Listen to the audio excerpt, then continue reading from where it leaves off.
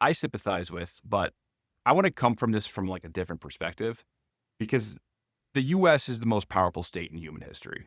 Of course, the US is going to do what it wants on the global stage, whether that's moral or immoral. And if you do see the US as an empire, or you believe that America has a right to flex to maintain a responsible global order, arresting Maduro on these claims just completely undermines US credibility. And I know that Congress is useless, but this is one of those situations where I really wish there was some legitimacy that was attached to this.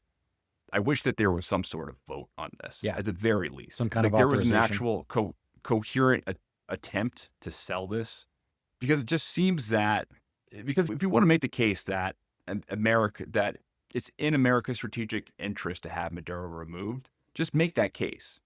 Yeah.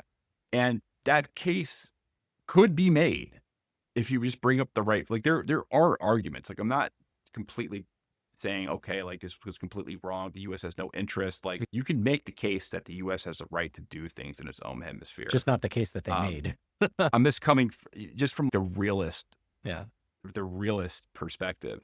You can come out and say Maduro has a relationship with China and Russia that threaten national security, and it's a priority for us to remove him from power. To proceed instead by dressing this geopolitical intervention in the language of narco-terrorism, it signals that the rules are not just instruments of governance, but they're post hoc justifications for outcomes that have already been decided.